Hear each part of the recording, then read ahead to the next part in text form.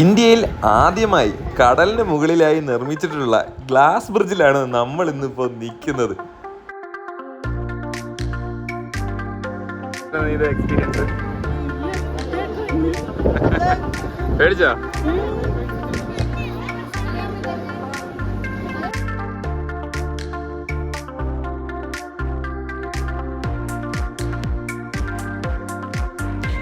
ഒരുപാട് വർഷങ്ങൾക്ക് ശേഷമാണ് ഞാൻ കന്യാകുമാരി വിസിറ്റ് ചെയ്യുന്നത്. പണ്ടത്തെ ആ ഓർമ്മകൾ വെച്ച് കന്യാകുമാരി നോക്കി കണ്ടപ്പോൾ ഭയങ്കര മാറ്റങ്ങളാണ് ഇവിടെ സംഭവിച്ചിട്ടുള്ളത്. അപ്പോൾ ആ മാറ്റങ്ങളും അതോടൊപ്പം തന്നെ കന്യാകുമാരിയിലെ ബ്യൂട്ടിഫുൾ ആയിട്ടുള്ളൊരു സൺസെറ്റുമാണ് നമ്മൾ ഈ ഒരു വീഡിയോയിലൂടെ കവർ ചെയ്തിട്ടുള്ളത്.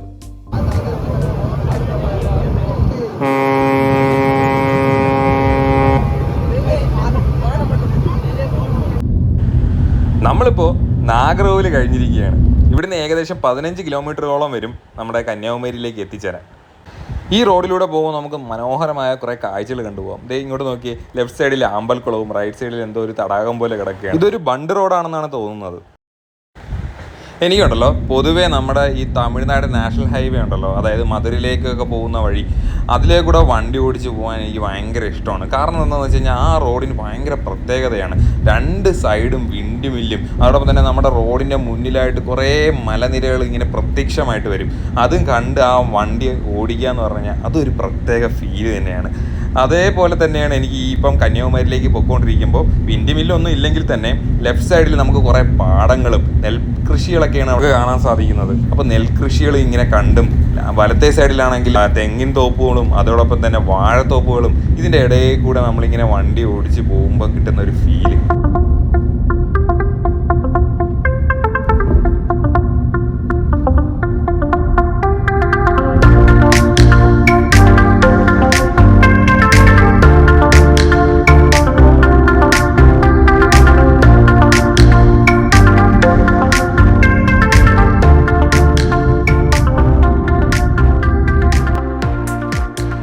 നമ്മളിപ്പോൾ കന്യാകുമാരിയിലേക്ക് എത്തിയേക്കാണ്.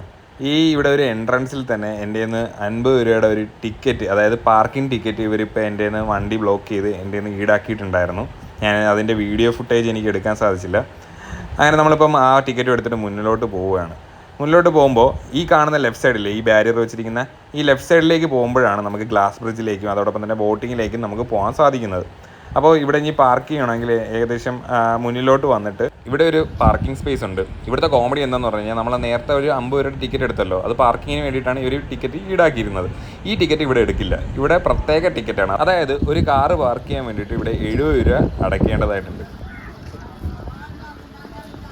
ദൂരെയായി കാണുന്നതാണ് നമ്മുടെ കന്യാകുമാരി ബീച്ച്. നമ്മളിപ്പോൾ ആ ഭാഗത്തേക്കല്ല പോകുന്നത്, നമ്മൾ ഈ കാണുന്ന വഴിയിലൂടെയാണ് നമ്മളിപ്പോൾ പോകാൻ പോകുന്നത്. അതായത് ഈ ഒരു വഴിയിൽ കൂടെ പോകുമ്പോഴാണ് നമുക്ക് ബോട്ടിംഗ് ആക്ടിവിറ്റിയിലേക്ക് പോകാൻ സാധിക്കുന്നത്. ഇപ്പോൾ സമയം ഏകദേശം ഒരു 3:30 ആയിട്ടുണ്ട്. അപ്പം നമുക്ക് 4 മണി വരെയാണ് ബോട്ടിംഗ് ടിക്കറ്റൊക്കെ കൊടുക്കുന്നുള്ളൂ എന്നുള്ളതാണ് അവിടെ എഴുതി വെച്ചിരിക്കുന്നത്.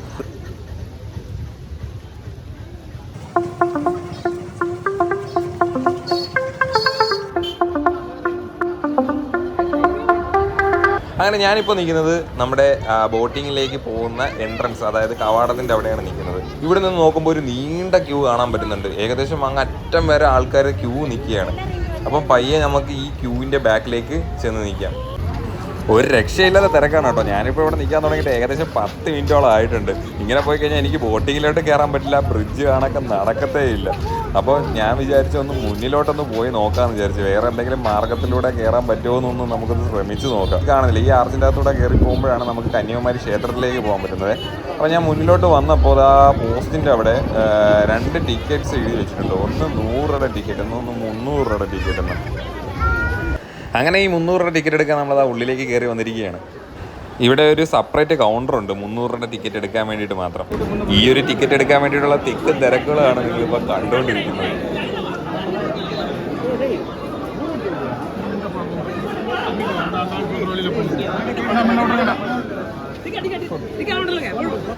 ഇവിടെ ക്യാഷ് മാത്രമേ ഇവർ സ്വീകരിക്കുള്ളൂ. അതായത് ടിക്കറ്റ് എടുക്കണമെങ്കിൽ ഡയറക്റ്റ് നമ്മൾ ക്യാഷ് കൊടുക്കണം. അല്ലാതെ ഓൺലൈൻ പേയ്മെൻറ്റ്സോ ഗൂഗിൾ പേ വഴിയോ ഒന്നും ഇവർ ക്യാഷ് സ്വീകരിക്കുന്നതല്ല. ഭയങ്കര ആളാണ് കേട്ടോ. ഇത് നിയന്ത്രിക്കാൻ പറ്റുന്ന സ്റ്റാഫ്സ് ഇവിടെ ഇല്ല. അതാണ് മെയിനായിട്ടുള്ള പ്രശ്നങ്ങൾ. ആൾക്കാർ എവിടെ നിന്നൊക്കെയോ നുഴഞ്ഞും കയറുന്നുണ്ട്. പിന്നെ ഇവർ ടിക്കറ്റ് ഇല്ലാത്തതുകൊണ്ട് പകുതി വരും ക്യൂവിൽ നിന്നും മാറി പോകുന്നുമുണ്ട്. അപ്പം 4 മണി വരെ ഉള്ളൂ എന്നുള്ളത് കൊണ്ട് തന്നെ ആൾക്കാർ ഭയങ്കരമായിട്ട് തിക്കി തിരക്കിയാണ് വന്നുകൊണ്ടിരിക്കുന്നത്. അപ്പോൾ നിങ്ങളിപ്പോൾ ഈ കാണുന്ന ക്യൂ എന്ന് പറഞ്ഞു കഴിഞ്ഞാൽ നമ്മൾ ബോട്ടിലേക്ക് കയറാൻ വേണ്ടിയിട്ട് നിൽക്കുന്ന ഈ ഒരു ക്യൂ ആണ് ഇപ്പോൾ കാണുന്നത്. കണ്ടില്ലേ, ഭയങ്കര ജനമാണ്. അപ്പോൾ നമുക്ക് ഇവിടെ ആയിട്ട് കുടിവെള്ള സൗകര്യവും കാര്യങ്ങളെല്ലാം ഇവരിപ്പോൾ അറേഞ്ച് ചെയ്തിട്ടുണ്ട്. കന്യാകുമാരിയിലേക്ക് എന്തുമാത്രം ആൾക്കാരാണ് ഒഴുകി എത്തുന്നത് നോക്കിയേ. അതായത് പല സ്റ്റേറ്റിൽ നിന്നും അതോടൊപ്പം തന്നെ ഇൻ്റർനാഷണൽ ടൂറിസ്റ്റേഴ്സും എല്ലാവരും കന്യാകുമാരിയിലേക്ക് എത്തുകയാണ്, കന്യാകുമാരി എന്ന് എക്സ്പ്ലോർ ചെയ്യാൻ വേണ്ടിയിട്ട്. ഒരുപാട് നേരം ഈ ക്യൂവിൽ നമ്മൾ ഇങ്ങനെ നിൽക്കേണ്ടി വരും ആ ബോട്ടിങ്ങിലേക്ക് കയറാൻ വേണ്ടിയിട്ട്. ദൂരെയായിട്ട് നമ്മുടെ ഗ്ലാസ് ബ്രിഡ്ജും വിവേകാനന്ദ പാറയൊക്കെ നമുക്ക് ഇതിലേക്ക് കൂടെ കാണാൻ സാധിക്കുന്നുണ്ട്. അപ്പോൾ നമ്മളിനി ബോട്ട് വന്ന ഉടനെ തന്നെ നമുക്ക് അങ്ങോട്ടേക്ക് പോകാൻ സാധിക്കുന്നതാണ്. അപ്പം കുറേ നേരമായി ഇതായി ക്യൂ നിൽക്കാൻ തുടങ്ങിയിട്ട്. അപ്പോൾ നേരത്തെ പ്രവർത്തിച്ചുകൊണ്ടിരുന്ന ഫാനുകളൊന്നും ഇപ്പം പ്രവർത്തിക്കുന്നില്ല. അപ്പം സ്വാഭാവികമായിട്ട് ചൂടും കൂടിയിട്ടുണ്ട്. അപ്പോൾ കടലിൽ നിന്ന് വരുന്ന ആ ഒരു കാറ്റാണ് ഇപ്പോൾ ഒരു ആശ്വാസമായിട്ട് നമുക്ക് ലഭിക്കുന്നത്. അങ്ങ് ദൂരെയായിട്ട് കാണുന്നതാണ് നമ്മുടെ കന്യാകുമാരി അമ്മൻ ക്ഷേത്രം. കന്യാകുമാരി എന്നുള്ള പേര് വന്നത് തന്നെ ദേവിയുടെ പേരാണ് കന്യാകുമാരി എന്നുള്ളത്. ആ പേരാണ് ഈ ഒരു സ്ഥലത്തിനും കൊടുത്തിട്ടുള്ളത്.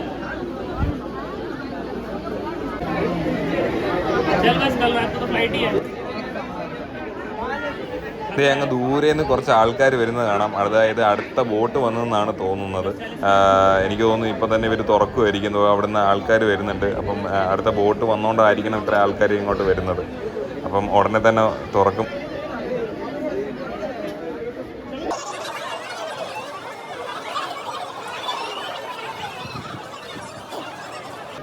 വലിയൊരു ആശ്വാസമാണ് കേട്ടോ ഇവിടുന്ന് ഇറങ്ങിയപ്പോൾ കിട്ടിയത്. എത്ര നേരം കൊണ്ടെന്ന് ആ ക്യൂ നിൽക്കുന്നത്. അവിടെ നിന്ന് ഇറങ്ങിയപ്പോൾ ഇത്തിരി ആശ്വാസം കിട്ടി കേട്ടോ.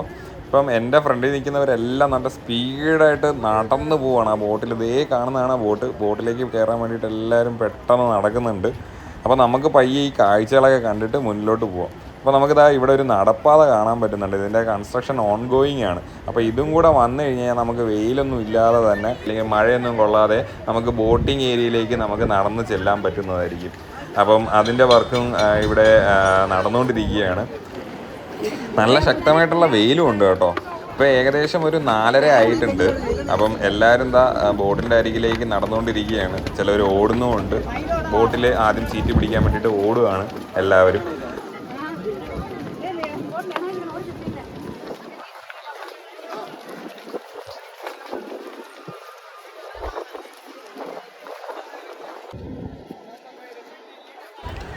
അങ്ങനെ നമ്മളിപ്പോൾ ബോട്ടിൻ്റെ അടുത്തേക്ക് എത്തിച്ചേർന്നേക്കാണ്. ഈ ഒരു ബോട്ടിലാണ് നമ്മൾ പോകാൻ പോകുന്നത് എന്നാണ് നമ്മൾ വിശ്വസിക്കുന്നത്.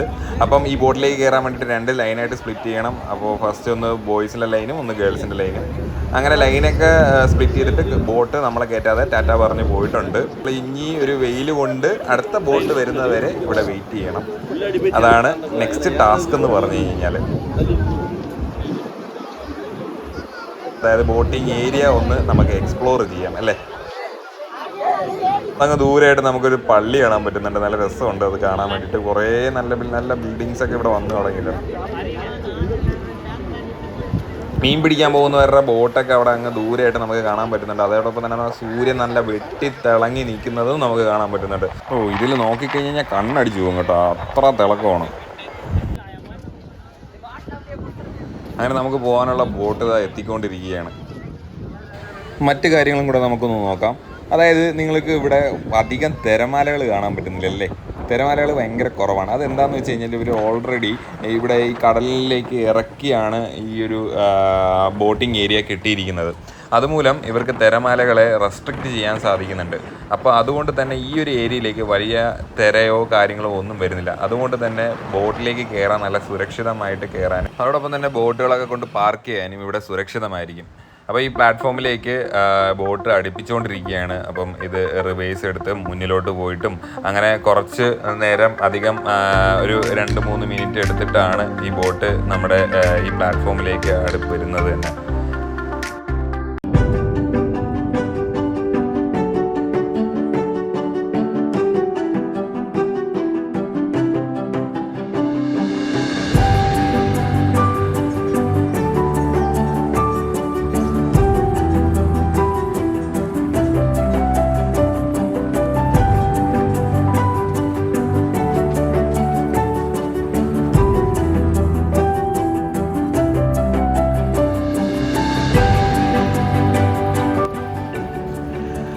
ഈ ബോട്ടിൽ നിന്ന് ഇറങ്ങുന്നവർ അവിടെ ഒരു റാക്ക് പോലെ അവിടെ ക്രിയേറ്റ് ചെയ്ത് വെച്ചിട്ടുണ്ട്. അതിൻ്റെ അകത്ത് ഈ ലൈഫ് ജാക്കറ്റൊക്കെ കൊണ്ടുവിടുകയാണ്.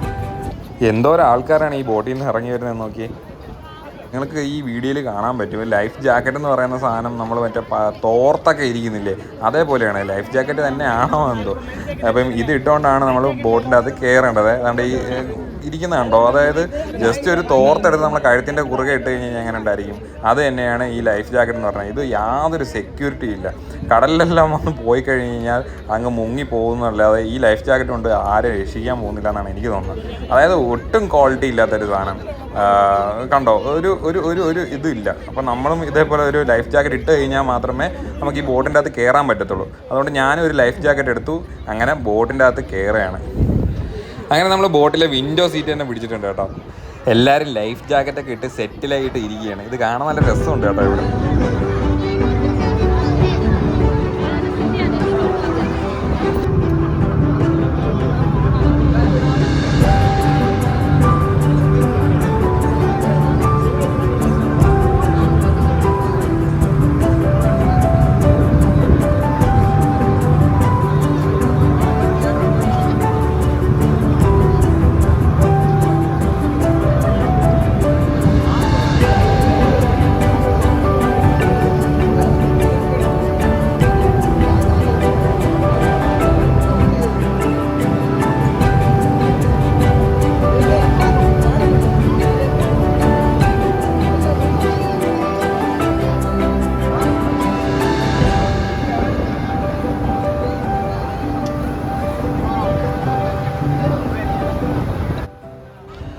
നമ്മളങ്ങനെ വിവേകാനന്ദ പാറയിലേക്ക് എത്തിച്ചേരാൻ പോവുകയാണ്. നമുക്ക് അവിടെ എത്തുന്നതിന് മുന്നേ കാണാൻ കഴിയുന്ന കാഴ്ചകളാണ് നിങ്ങളിപ്പോൾ കണ്ടുകൊണ്ടിരിക്കുന്നത്. ഇവിടെ എന്തോ കൺസ്ട്രക്ഷൻ വർക്ക് ഇപ്പോൾ നടന്നുകൊണ്ടിരിക്കുകയാണ്. കണ്ടോ, കുറേ കോൺക്രീറ്റ് കല്ലുകളൊക്കെ ഇവിടെ കൊണ്ട് വെച്ചിട്ടുണ്ട്. അതോടൊപ്പം തന്നെ കടലിൻ്റെ നടുവിലായിട്ട് വലിയൊരു ക്രെയിനും ഉണ്ട്. നമ്മൾ ആ ബോട്ടിൽ നിന്ന് ഇറങ്ങിയിട്ട് നമ്മൾ ലൈഫ് ജാക്കറ്റൊക്കെ ഇവിടെ ഇരിക്കുന്ന ഈ റാക്കിൽ നമ്മൾ കൊണ്ടിട്ടിട്ടുണ്ട്.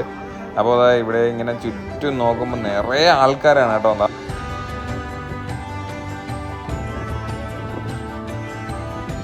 നമ്മുടെ വിവേകാനന്ദ പാറ നല്ല വൃത്തിയുണ്ട് കേട്ടോ. പാറയൊക്കെ നല്ല വൃത്തിയായിട്ട് മെയിൻറ്റെയിൻ ചെയ്യുന്നത്. ഈ കാണുന്നതാണ് നമ്മളെ ഗ്ലാസ് ബ്രിഡ്ജ്. ഗ്ലാസ് ബ്രിഡ്ജിൽ കയറാൻ വേണ്ടിയിട്ടാണ് നമ്മുടെ മെയിൻ ഉദ്ദേശം എന്ന് പറഞ്ഞു കഴിഞ്ഞാൽ. നമുക്ക് ഈ വിവേകാനന്ദ പാറയിലേക്ക് കയറണമെങ്കിൽ 30 രൂപയുടെ ഒരു ടിക്കറ്റ് എടുക്കേണ്ടതായിട്ടുണ്ട്. അപ്പോൾ ആ ടിക്കറ്റ് എടുക്കാൻ വേണ്ടി നമുക്ക് ക്യൂ വയ്ക്കാം. അതായത് നമ്മൾ വന്ന ബോട്ടിൽ തിരിച്ചു പോകാൻ വേണ്ടി നിൽക്കുന്ന ആൾക്കാരുടെ ക്യൂ ഉണ്ടോ, എന്തുമാത്രം ആൾക്കാരാണ് ഈ പാറയിൽ തന്നെ ഇപ്പോൾ ഉള്ളതെന്ന് നോക്കി. അങ്ങനെ നമ്മളിതാ 2 പേർക്കുള്ള ടിക്കറ്റ് എടുത്തിട്ടുണ്ട്. മൊത്തം ടോട്ടൽ നമുക്ക് 60 രൂപയാണ് ആയിട്ടുള്ളത്. അങ്ങനെ നമുക്കിതാ ഇവിടെ നമ്മളെ ടിക്കറ്റ് കൊടുക്കണം. ആ ടിക്കറ്റൊക്കെ കൊടുത്തിട്ട് നമുക്ക് മുകളിലേക്ക് കൂടെ അതായത് ഈ കാണുന്ന വഴിയിലൂടെ വേണം നമുക്ക് വിവേകാനന്ദ പാറയിലേക്ക് പോകാം. നിരവധി ഫാമിലികളാണ് ഇവിടെ വന്നിരിക്കുന്നത്. ഒരു രക്ഷയില്ല കേട്ടോ. ഭയങ്കര വൃത്തിയാണ് കേട്ടോ. ഇപ്പം ഞാൻ ആദ്യമായിട്ട് വിവേകാനന്ദ പാറയിൽ വരുന്നത് എൻ്റെ അച്ഛൻ്റെ അമ്മയുടെയും കൂടെയാണ്. അപ്പം അതും ഞാൻ 8ാം ക്ലാസ്സിലൊക്കെ പഠിക്കുമ്പോഴാണ് എൻ്റെ ഓർമ്മയിൽ. അപ്പോൾ ആ സമയത്ത് വരുമ്പോൾ ഇവിടെയൊക്കെ ഭയങ്കര നാറ്റവും. അവിടെ നിന്ന് വിവേകാനന്ദ പാറയിൽ അന്ന് ക്ലീൻ ആയിട്ടുണ്ട്. പക്ഷേ കന്യാകുമാരി എന്ന് പറഞ്ഞ സ്ഥലത്തിലോട്ട് വരുമ്പം അത്ര വൃത്തിയൊന്നും അങ്ങനെയൊന്നും ഇല്ലായിരുന്നു. പക്ഷേ ഇപ്പം ഞാൻ വന്നപ്പോൾ റീസെൻ്റ്ലി ഞാൻ നോട്ടീസ് ചെയ്ത ഒരു കാര്യമാണ്, ഭയങ്കര വൃത്തിയായിട്ട് അവരെ വെൽ മെയിൻറ്റെയിൻ ചെയ്താണ് ഇട്ടിരിക്കുന്നത്. അതോടൊപ്പം തന്നെ വിവേകാനന്ദ പാറയിൽ നിന്ന് വന്നപ്പോൾ തന്നെ എല്ലാം ഭയങ്കരമായിട്ട് വൃത്തിയായിട്ട് അവർ മെയിൻറ്റെയിൻ ചെയ്തിട്ടുണ്ട്. ഈ കാണുന്നത് നമ്മുടെ പാറയ്ക്കകത്ത് മഴവെള്ളം സംഭരണം ചെയ്ത് വെച്ചിരിക്കുന്നതാണ് കേട്ടോ. മഴവെള്ളം ശേഖരിച്ച് വെച്ചേക്കുന്നതാണ്. ഇപ്പോൾ ഇതിൻ്റെ അകത്ത് മീനൊക്കെ ഉണ്ട്, ചെറുതായിട്ട് കാണാൻ പറ്റും. ഇതിൻ്റെ മുകളിൽ, അതായത് പാറയുടെ മുകളിലും ഒരു മഴവെള്ള സംഭരണി ഉണ്ട്. അപ്പം അതും കാണിച്ചു തരാം. നല്ല രസമുണ്ട് കേട്ടോ. നല്ല മെയിൻറ്റെയിൻ ചെയ്താണ് നിർത്തിക്കുന്നത്. നമുക്ക് ചെരുപ്പ് ഇട്ടുകൊണ്ട് മുകളിലോട്ട് പോകാൻ പറ്റില്ല. അപ്പം നമ്മുടെ ചെരുപ്പൊക്കെ ഈ കാണുന്ന സ്ഥലത്താണ് നമ്മൾ വെച്ചിട്ട് പോകേണ്ടത്. അങ്ങനെ നമ്മളെ ചെരുപ്പൊക്കെ ഇവിടെ സൂക്ഷിച്ച് വെച്ചിട്ട് നമ്മൾ വിവേകാനന്ദ പാറയിലേക്ക് കയറാൻ പോവുകയാണ്.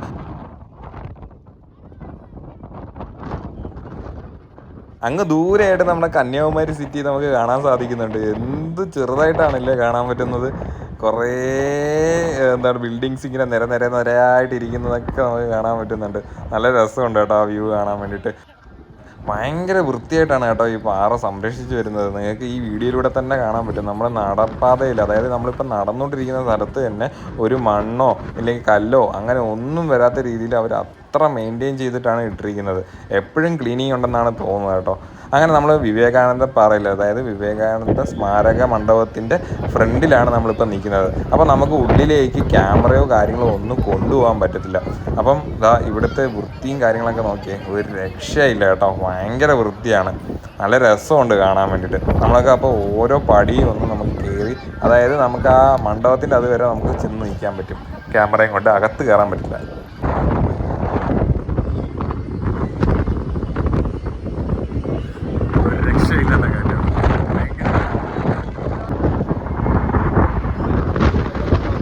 ഇപ്പോൾ നമ്മൾ വിവേകാനന്ദ സ്മാരക മണ്ഡപത്തിൽ കയറി വിവേകാനന്ദൻ്റെ സ്റ്റാച്ചു ഒക്കെ കണ്ടിട്ട് നമ്മൾ ഇറങ്ങിയിരിക്കുകയാണ്. അപ്പോൾ ഇവിടെ നല്ല കാറ്റാണ്. ഇനി നമുക്ക് വിവേകാനന്ദ പാറയെക്കുറിച്ചിട്ടുള്ള ചരിത്രവും കാര്യങ്ങളൊന്നും ജസ്റ്റ് ഒന്ന് നോക്കാം. മുന്നേ ഈ ഒരു പാറ ശ്രീപാദം പാറ എന്നായിരുന്നു അറിയപ്പെട്ടുകൊണ്ടിരുന്നത്. അതായത് നമ്മുടെ കന്യാകുമാരി അമ്മ ഇവിടെ തപസ് ചെയ്തിട്ടുണ്ടായിരുന്നു എന്നുള്ളതാണ് പണ്ടത്തെ ഒരു ഐതിഹ്യം. അങ്ങനെ കന്യാകുമാരി അമ്മയുടെ പാദം ഈ പാറയിൽ പതിഞ്ഞിട്ടുണ്ടായിരുന്നു. അങ്ങനെ ആ പാദത്തിൻ്റെ പേരിലാണ് ഈ ഒരു പാറ അറിയപ്പെട്ടിരുന്നത്, അതായത് ശ്രീപാദം പാറ എന്നുള്ള പേരിൽ അറിയപ്പെട്ടുകൊണ്ടിരുന്നത്. ഈ ഒരു വിശ്വാസത്തിലാണ് വിവേകാനന്ദ സ്വാമി കടൽ നീന്തിക്കടന്ന് ഈ പാറയിലേക്ക് വരികയും അടുപ്പിച്ച് ഒരു 3 ദിവസം ധ്യാനത്തിലിരിക്കാൻ വേണ്ടിയിട്ട് വന്നിട്ടുണ്ടായിരുന്നു.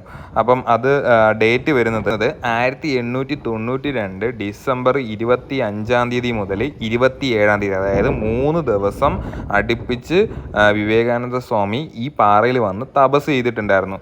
അതിൻ്റെ അടിസ്ഥാനത്തിലാണ് വിവേകാനന്ദ സ്വാമിയുടെ ഒരു സ്മാരക മണ്ഡപം രൂപകൽപ്പന ചെയ്യണം എന്നുള്ള രീതിയിൽ വന്നിട്ടുണ്ടായിരുന്നത്. ഈ ഒരു സ്മാരക മണ്ഡപം ഇവിടെ പണി കഴിപ്പിക്കാൻ കുറേ തടസ്സങ്ങളുണ്ടായിരുന്നു. മതപരമായിട്ടുള്ള പ്രശ്നങ്ങളുണ്ടായിരുന്നു, പ്രകൃതിപരമായിട്ടുള്ള പ്രശ്നങ്ങളും ബഡ്ജറ്റ് പരമായിട്ടുള്ള പ്രശ്നങ്ങളും, അങ്ങനെ ഒരുപാട് തടസ്സങ്ങൾ നേരിട്ടാണ് നമ്മൾ ഇന്ന് ഈ കാണുന്ന വിവേകാനന്ദ പാറ നിർമ്മിച്ചിട്ടുള്ളത്. നമ്മൾ നേരത്തെ താഴെ ഒരു മഴവെള്ള സംഭരണി കണ്ടിട്ടുണ്ടായിരുന്നു. ഇത് രണ്ടാമത്തെ പാറയ്ക്കുള്ളിൽ നിർമ്മിച്ചിട്ടുള്ള മഴവെള്ള ശേഖരണമാണ് ഈ കാണുന്നത്. ഇതിൻ്റെ അകത്ത് ഒട്ടനവധി മീനുകളും കാര്യങ്ങളൊക്കെ ഉണ്ട് കേട്ടോ. ഇനി നമുക്ക് ഗ്ലാസ് ബ്രിഡ്ജിലേക്ക് പോവാം. വിവേകാനന്ദ പാറയും തിരുവള്ളൂർ പാറയും തമ്മിൽ ബന്ധിപ്പിക്കുന്നതാണ് ഈ ഗ്ലാസ് പാലം. അപ്പോൾ ഈ ഗ്ലാസ് പാലം കടന്നാണ് നമ്മളിപ്പം തിരുവള്ളൂർ സ്റ്റാച്യുവിലേക്ക് നമ്മൾ പോയിക്കൊണ്ടിരിക്കുന്നത്. ഞാൻ ആദ്യമായിട്ട് കയറുന്ന ഒരു ഗ്ലാസ് പാലം എന്ന് പറഞ്ഞു കഴിഞ്ഞാൽ വാഗമണിലെ ഗ്ലാസ് പാലമായിരുന്നു.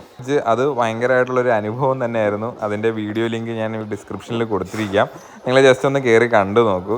അപ്പം ഇത് കടലിൻ്റെ കുറുകയിലുള്ള ഗ്ലാസ് പാലത്തിൽ കയറുന്നത് എൻ്റെ ഫസ്റ്റ് എക്സ്പീരിയൻസ് ആണ്. ഇവിടെ എന്ന് പറഞ്ഞു കഴിഞ്ഞാൽ ഭയങ്കര വലുതാണ്. ഓരോ ഗ്ലാസ് പീസസും നല്ല വലുതായിട്ടാണ് ഗ്യാപ്പ് വരുന്നത്, നെക്സ്റ്റ് സപ്പോർട്ടിങ് ആയിട്ട് വരുന്നത്.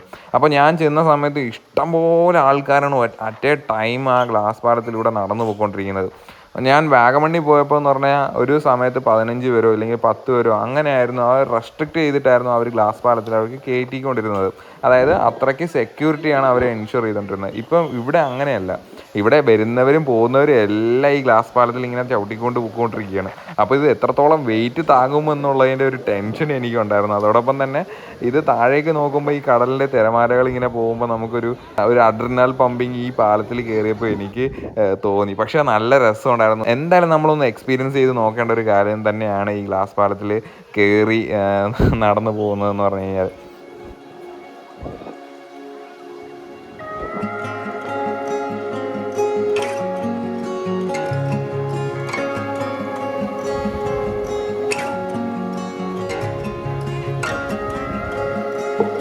എക്സ്പീരിയൻസ് പേടിച്ചോ?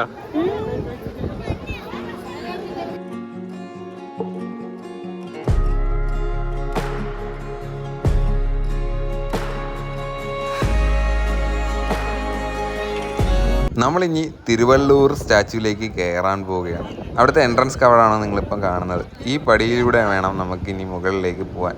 അപ്പോൾ ഞാൻ നേരെ മുകളിലേക്ക് വന്നു. മുകളിൽ വന്നപ്പോൾ ഇവിടെ കുറേ ലൈറ്റൊക്കെ വെച്ചിരിക്കുന്നുണ്ടോ. നൈറ്റ് ഇവിടെ ലൈറ്റ് ഷോ ഉണ്ട്.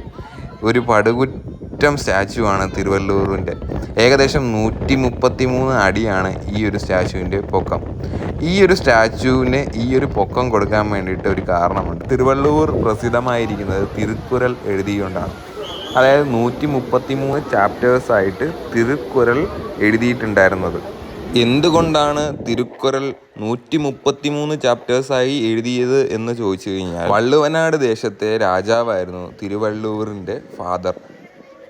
അങ്ങനെ രാജാവ് 133 ക്ഷേത്രങ്ങൾ സന്ദർശിച്ചപ്പോഴാണ് തിരുവള്ളൂർ ജന്മം കൊണ്ടത്. അതുകൊണ്ടാണ് തിരുവള്ളൂർ 133 ചാപ്റ്റേഴ്സായിട്ട് തിരുക്കുറൽ രചിച്ചത്.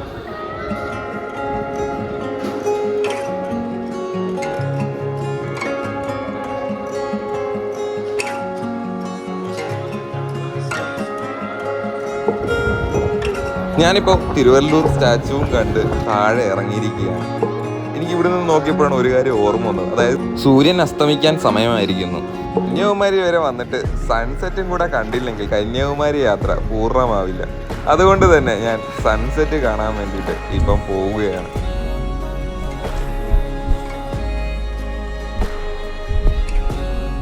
ഞങ്ങളിപ്പോൾ പോയിക്കൊണ്ടിരിക്കുന്നത് കന്യാകുമാരിയിലെ കോവളം എന്നുള്ള ഒരു ബീച്ചിലാണ്. അതായത് തിരുവനന്തപുരത്തും കോവളമുണ്ട്, അതാണ് നമ്മുടെ പോപ്പുലർ ആയിട്ടുള്ള കോവളം ബീച്ച്. അതുപോലെ തന്നെ കന്യാകുമാരിയിലും കോവളം എന്ന പേരുള്ള ഒരു ബീച്ചുണ്ട്. ഈ ബീച്ചിലാണ് നമുക്ക് സൺസെറ്റ് കാണാൻ പറ്റുന്നത്. ഇവിടെ നമ്മുടെ വണ്ടി പാർക്ക് ചെയ്യാനായി 50 രൂപയുടെ ടിക്കറ്റ് എടുക്കണം. അങ്ങനെ നമ്മുടെ വണ്ടിയൊക്കെ പാർക്ക് ചെയ്തതിനു ശേഷം നമ്മൾ ബീച്ചിലേക്ക് എത്തിയേക്കാണ്.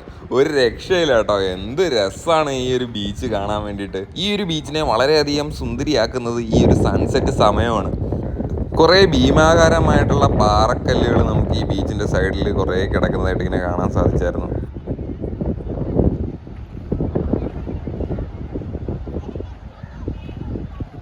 അത് ബീച്ചിൻ്റെ തീരത്തും പാറയാണ് കേട്ടോ.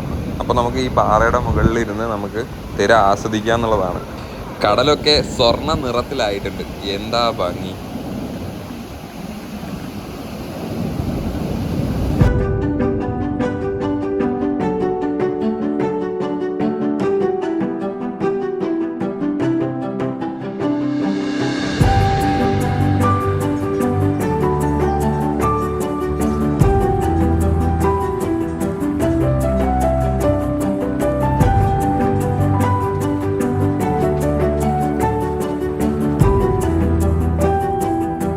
ഒരുപാട് ആൾക്കാരാണ് ഈ ഒരു മനോഹരമായിട്ടുള്ളൊരു സൺസെറ്റ് കാണാൻ വേണ്ടിയിട്ട് ഇവിടെ എത്തിച്ചേർന്നിട്ടുണ്ടായിരുന്നത്. നമ്മുടെ ഇന്നത്തെ വീഡിയോ നമ്മൾ ഈ ഒരു സൂര്യാസ്തമയത്തിലൂടെ നമ്മൾ വൈൻഡ് അപ്പ് ചെയ്യുകയാണ്. നിങ്ങൾക്ക് ഈ ഒരു വീഡിയോ ഇഷ്ടപ്പെട്ടെങ്കിൽ ലൈക്ക് ചെയ്യുക, ഇല്ലെങ്കിൽ ഡിസ്ലൈക്ക് ചെയ്യുക. നിങ്ങളുടെ നിർദ്ദേശങ്ങൾ കമൻറ്റായി രേഖപ്പെടുത്തുക. മറ്റൊരു വീഡിയോ കാണുന്നവരെ till then bye bye and take care.